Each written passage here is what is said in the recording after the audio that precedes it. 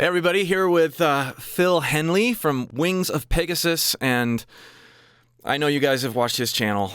He's doing some amazing things for authenticity in music. I thought it'd be really neat to have him on the channel to share about what he's got in the works and what it means, honestly, for the whole music industry, for performers, for students, for teachers. I mean, it's a big deal.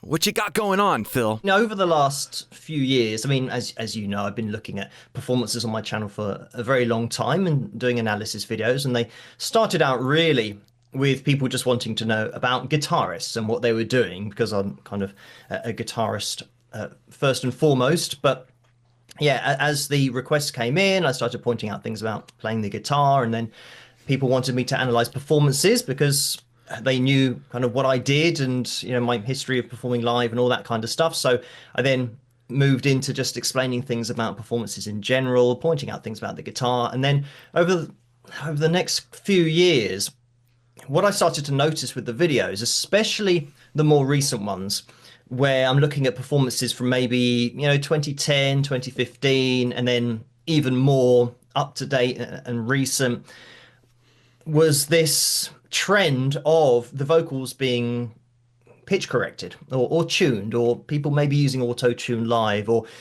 having a video that was probably live when they performed, but then gets overdubbed, or using a vocal from another night that then's pitch corrected and placed over the video.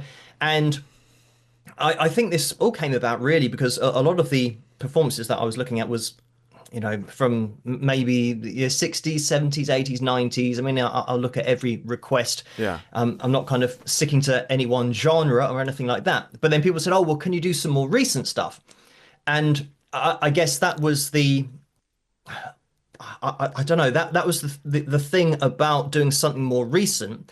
As with doing the older performances, I just point out exactly what's going on. Right. And Yeah. kind of what I know from my experience and, being in production and knowing about pitch correction, auto-tune, and overdubbing, all of this stuff that I know. I think, well, if we're listening to a vocal and people might be commenting saying, oh, wow, this is the most accurate vocal I've ever heard, and all these different things, then I will say, well, the reason for that is this.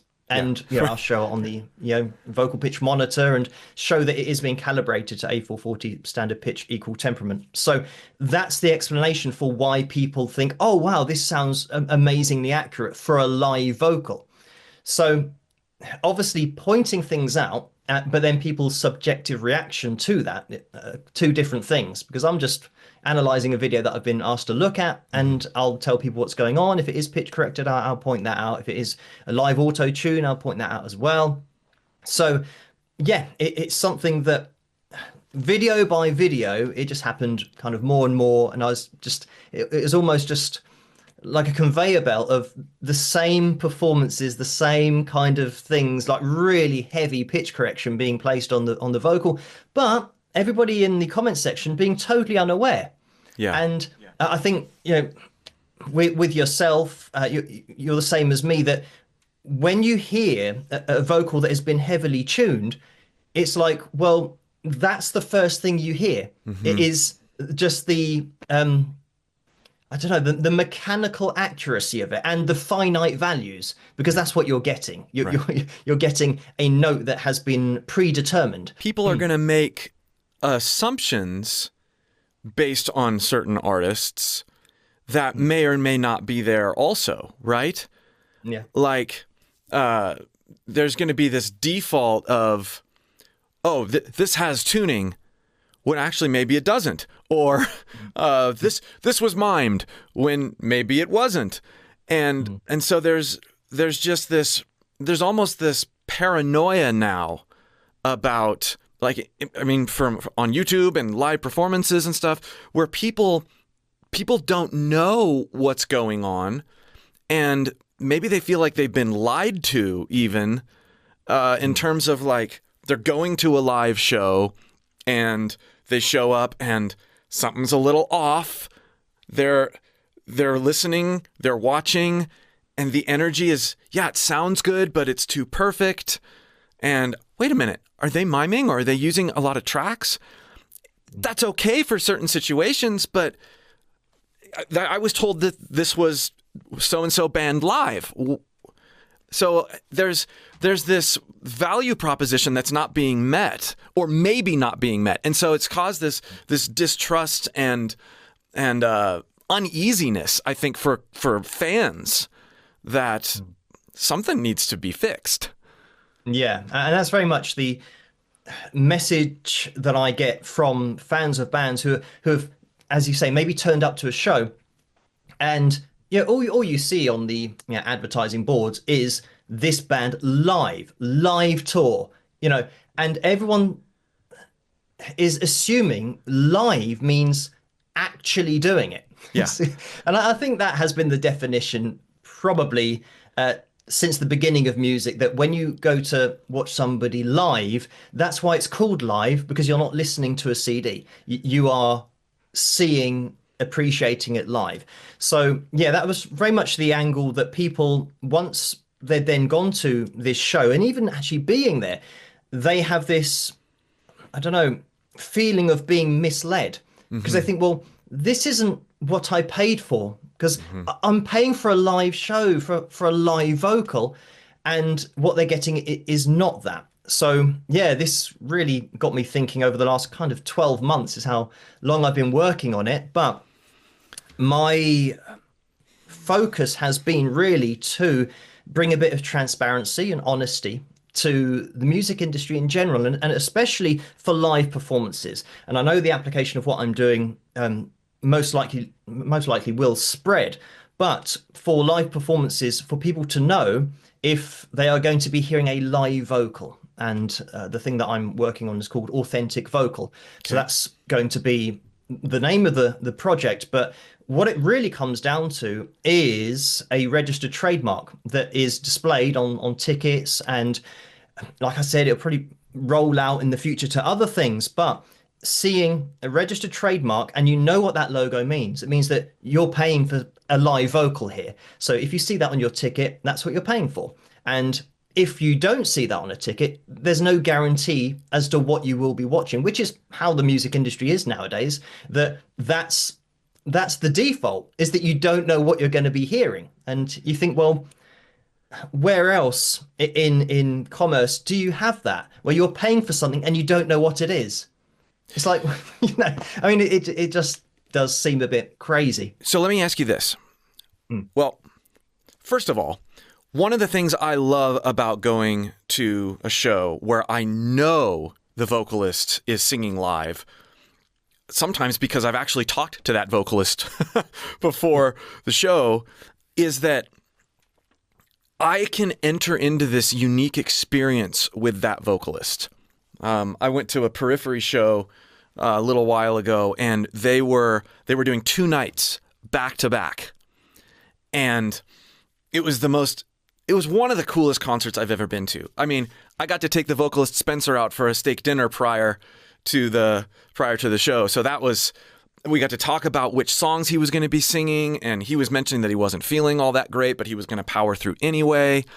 And so I got to be in the audience, knowing what his disposition was like, and like struggling through this, maybe a cold coming on. And then when he sung, Wax Wings off the new album, the whole time I'm like, well, is he going to be able to get that note, that one note that he just holds for a really long time at the end, and how he's going to handle the verse, how is he going to handle that one part? And I mean, it wasn't like the studio recording, but he delivered, and it was different, but it was amazing. And the people in that audience and that band, that was a one-time thing. Yeah, someone could film it and put it on YouTube or whatever, but like, I got to experience that with Spencer, with the band, and so did everybody else there. And that's what I love about live vocals. I went to a Chris Daughtry show a little bit ago, and I knew he was singing everything live, and the energy and the connection I felt with him. And that doesn't just go for vocalists that I know, when I would go to, I got to go to the first Audio Slave show at the Fillmore when they, like, it was the first one that Audio Slave did as a band, and it was in Denver. And I remember just feeling so honored to be there because I knew a little bit about, Chris Cornell was coming out of rehab. This would be the first show he's played in a long time, really. I mean, he's done some solo stuff, but wow, this is quite the privilege. And I remember initially being a little bit shocked that the sound of his voice was just oddly different. I'd been listening to the albums, Audio Slave, but also listening to, Soundgarden. And then it's like, oh, actually, though, this is the first time, not the first time I'd heard him do a live performance, but the first time I had actually gone to see him and been in the same room with him live. And I cherish that. It's, he calls up this song that I've been listening to on the album, Show Me How to Live, and he sings it, and it's different.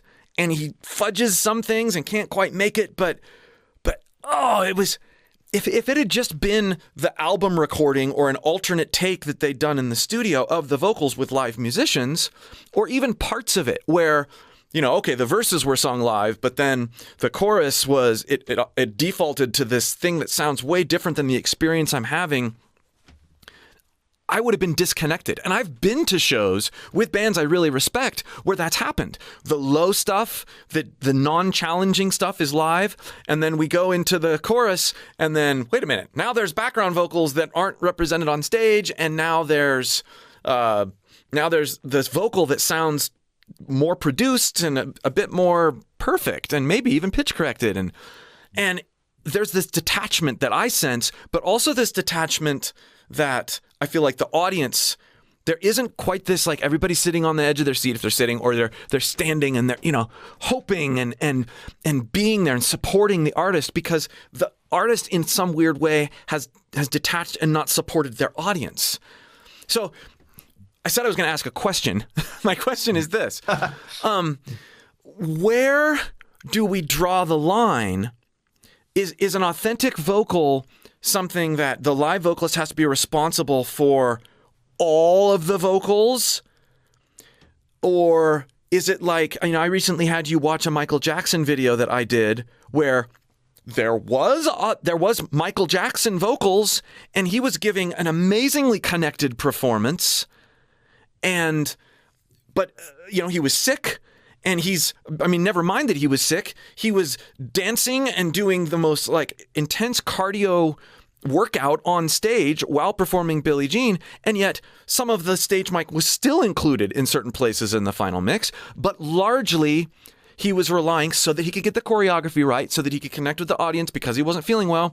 He was using help tracks, background vocals, and even a replacement lead track. Would that be, because it includes authentic vocals, and I want to hear you speak to that particular performance that I shared with you, but I also want to know, like, where do you draw the line?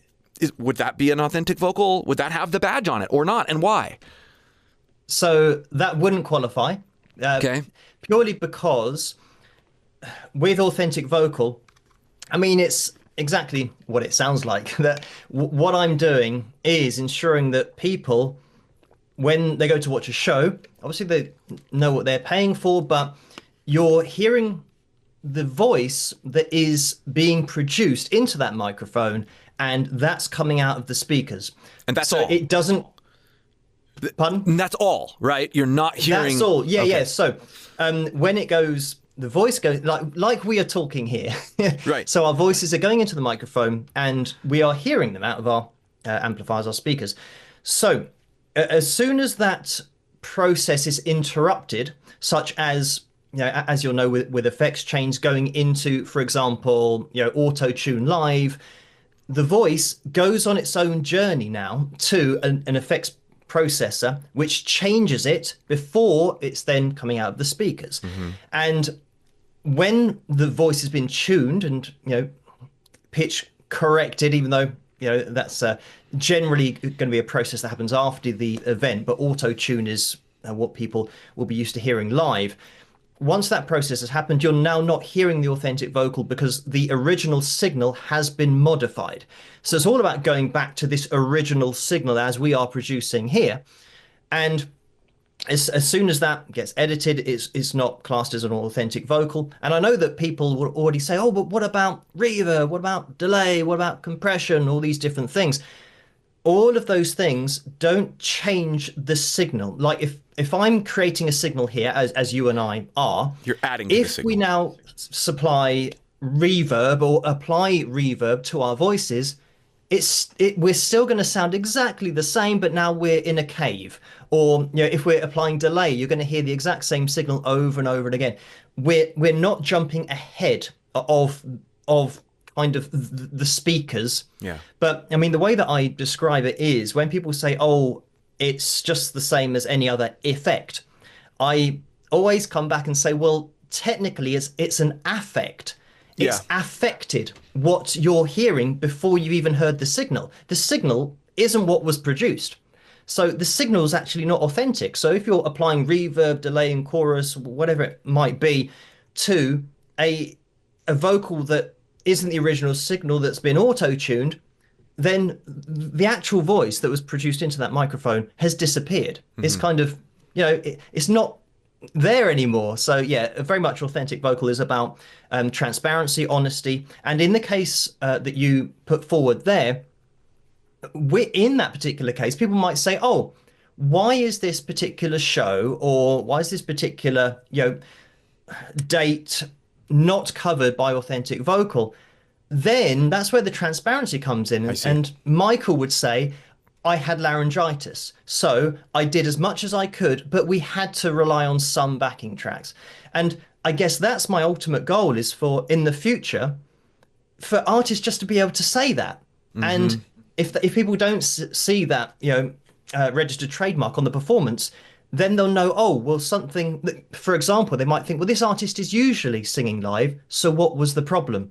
And it just opens the door to honesty. And because this is the other thing, that people know that you get ill and that sometimes people have to cancel a show or they might not be at their best vocally. And some singers might kind of push through that and just do as best they can, in which case that would still be covered by authentic vocal. And then there's the other point that people will say, oh, like you've said, that the high note wasn't quite there, and the melody maybe changed a bit because you can see that they're kind of saving their voice. But when you've got the authentic vocal logo on there, you know why. You think, oh, they're doing that because maybe you can hear their voice isn't quite there, but they're doing they're doing what they can. And therefore, when people say, oh, that performance wasn't very good, they say, yeah, but look in the corner. He's doing that. Yeah. And that's where you can compare it with other performances where you don't see the logo and they're nailing it, Mm-hmm. So it's just, that honesty and transparency is the way that I'm going with it, really. I really like that, especially, right? Oh, this is live, but it's not quite where I expected it to be. Another vocalist that I've really appreciated in the performances that I've seen, he's not doing much at the moment, but is Brendan Urie. And, he would very routinely, lower songs that were really demanding live. And, I mean, Brendan as a, when he was doing stuff, monster live vocalist, monster studio vocalist, incredible entertainer. And yet, he was lowering stuff. And yet, he was doing things that were very obviously live. Of the stuff that I saw, I'm sure there's stuff out there where he's been doctored or something. I don't know, but he in my mind is one of those vocalists that I love to watch live because I'm fairly certain I'm going to get an authentic performance, something that hasn't been, it's going to be rougher than the studio recording, but that's actually why I'm looking for it. That's actually why I want to engage with it. Not because it's going to be as good. It's because it's different in ways that I, as a vocalist, can relate to. Because I know that when I try to do a one-take cover versus something that I have comped together, it's very, very different. and I have to approach my singing very, very differently. So talk about that. I mean, you're a student of the voice as well as guitar. What do you hope that authentic vocal is going to bring value-wise to you as a student? I think I've got the advantage of being able to hear all of the tuning, all of the pitch correction, all of the auto-tune. But I know that a lot of people can't hear that. So it means that what I'm judging another singer's performance on is different. Like yourself, when you're listening to somebody sing and it's genuinely live, you can hear all the tiny things that are different that are purely because it is live.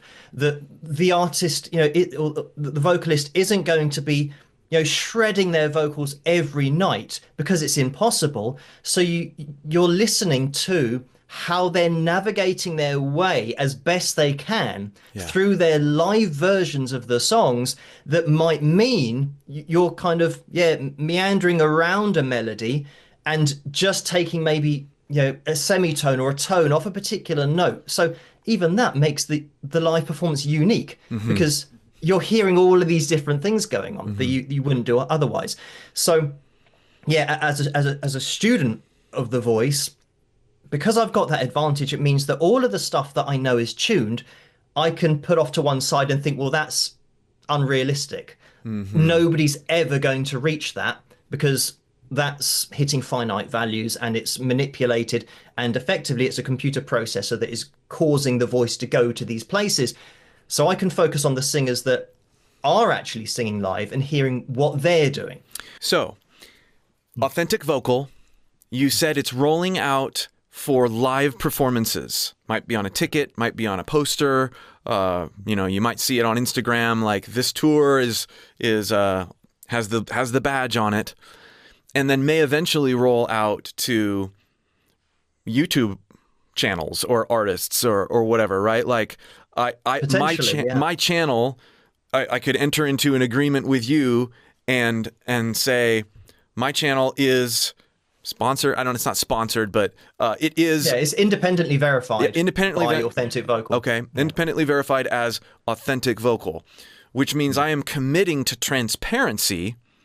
If something says it's a live one take, then that's a live one take. If something doesn't have that on there, then they know to expect that I have manipulated my voice later. I have punched. I have done different things. I think that YouTube in particular has, from a creator and a fan standpoint, has an additional challenge that live shows do not. Even live shows that have been filmed and posted on the internet. And that is, if you're doing, let's just say, a live one take vocal, live one take performance, the expectations of that are so high for viewers that it puts the creator in a weird spot, because man, and I know as a creator of certain one take performances, and if you watch my channel, you'll see there are ones that say live one take that I've done covers of, and then there are ones that intentionally do not say live one take. And if you listen really carefully, you can hear that I take more risks on the ones that aren't a live one take. I think that's cool. Like, when I'm proud of my body of work, and I can see, I know that, like, yeah, this doesn't say live one take anywhere on the video. I know that I punched that. I know that I comped that. And I'm still proud of the way it sounds, but I'm not making any claims. However, when I'm practicing for a one take performance, if I don't have my head in the right space when I go in to film it, there's a reason I don't do very many of them. It is the hardest thing to do because I know it's a potential for me to judge myself based on how I feel others are going to hear me, and like, oh, I'm a vocal coach. This better be right because I'm a vocal coach. And so if I can't do the one take performance, and I've scrapped a lot of them, where I'm like, yeah, I should do a live one take of whatever. In fact, you'll see one of them that on my channel, I have a little short that is part of a video on me teaching how to sing high notes in a different way. And it's a snippet at the beginning of the video of me singing an Adele cover. And it's basically the chorus. And I initially set out to do that as a one take, and I couldn't hack it. I couldn't handle it. I got some of it, but my voice, getting the sound I wanted out of my voice, I didn't have the stamina to do it for the whole song, for multiple choruses, for that refrain at the end. And so I was like, well, you know what? I can still teach with this. I can still put this out there, but I do need to call it what it is.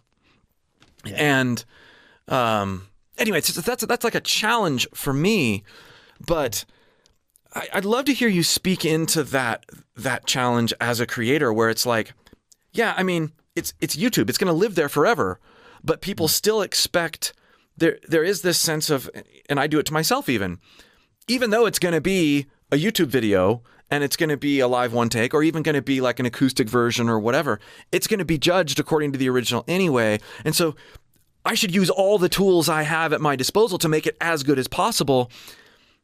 Where's that line of punching and pitch correcting and for authentic vocal, what does that look like?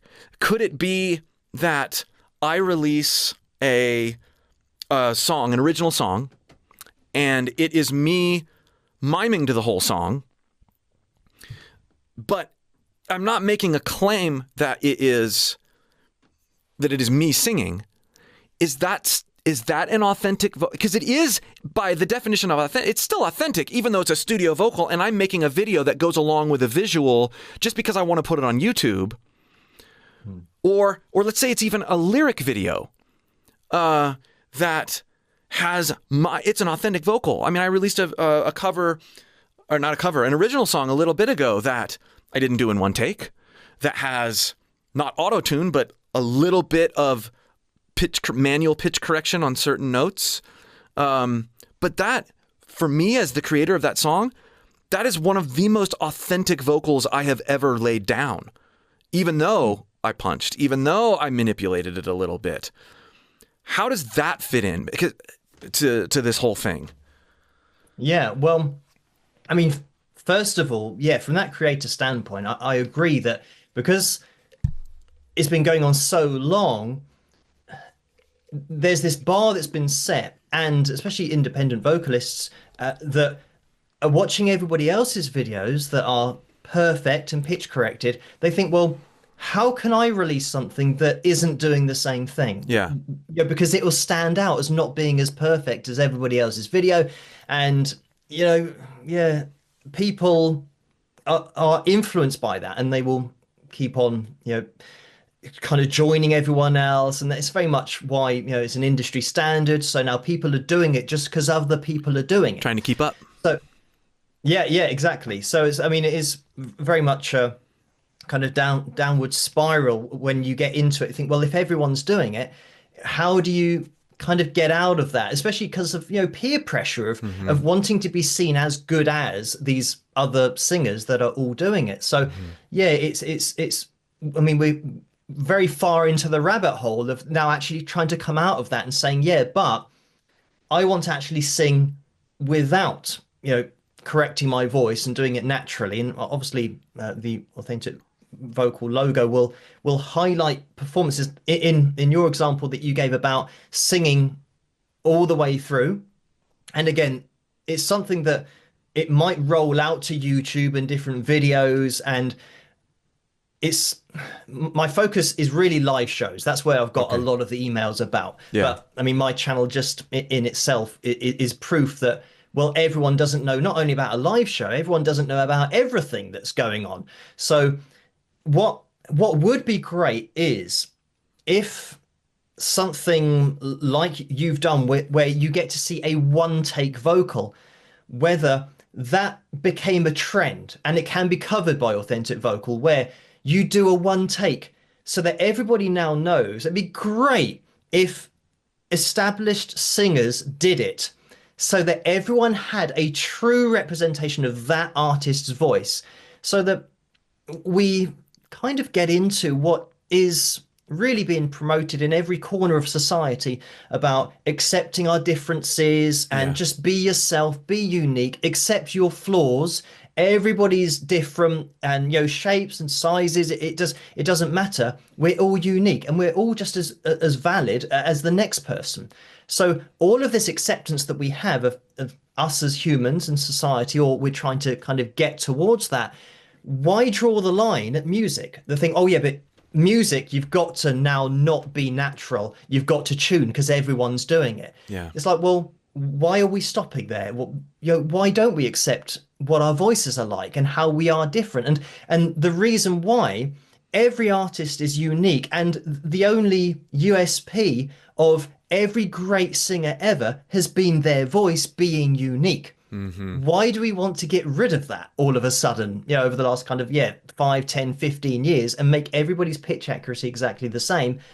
Because then it means that potentially forever into the future, if you keep on going on this downward spiral, that everybody, no matter how unknown you are as a singer, if you're feeling the pressure to pitch correct your vocals or auto-tune, whatever you might be doing, everyone ends up sounding the same. Yeah. What I'm hearing as a theme is what you said at the beginning, which is authenticity, transparency, honesty, and that's you've defined that really well in a live show context.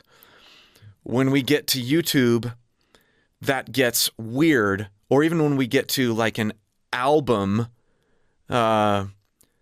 where we know there's this expectation that there's all sorts of tricks and stuff done to create what you wouldn't necessarily like. I wouldn't say that Gerard's vocals on any My Chemical Romance album are inauthentic.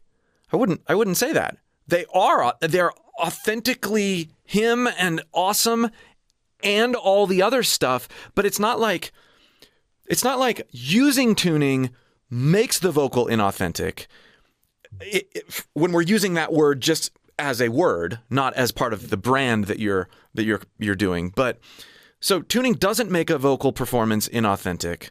Comping doesn't make a vocal inauthentic.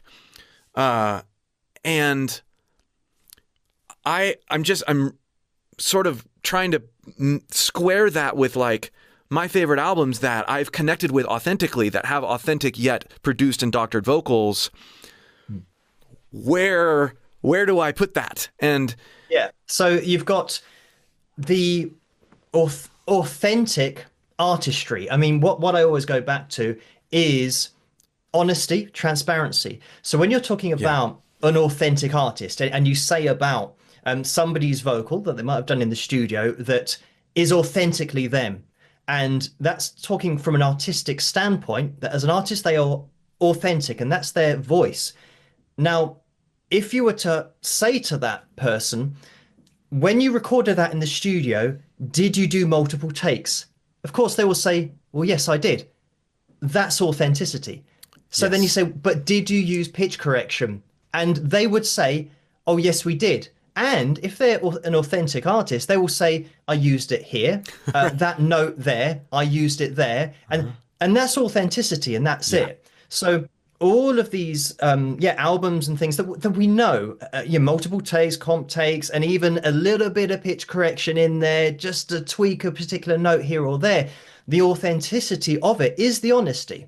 Yeah. And that's, again, every artist is different, and some artists might not want to tell people that they're doing stuff, but then you think, well, that would be classed as inauthentic. Yes. Because it's not authentically you, it's not authentically what happened, and there's no transparency to that. Excellent. So that's it. All of those examples of things that obviously as musicians and as singers and artists, we know what goes on in the studio, but there's still an authenticity to that. Yeah. And like you've said, where you go and watch a show and the singer might say, "Oh, I'm still doing this 40 years later," whatever it might be. And that is authenticity. That's what it's all about at the end of the day, and that's what I'm pushing for. And that's what, this whole movement is to cover. That, it doesn't mean that everything is now, oh, that doesn't count because you used a bit of pitch correction. It's all about total honesty and, all of those previous albums and songs. You think, well, the artist isn't hiding anything. Like if they were asked the question, they are open about it. So all kind of, I think, all folds into the same thing. That's good. That's really good. Really the same thing in my eyes. Yeah. Well, hey, thanks for coming on and talking about this stuff. Anybody wanting to know more about authentic vocal can follow the links in the description or the pinned comment below this video. And good to connect with you again, my friend.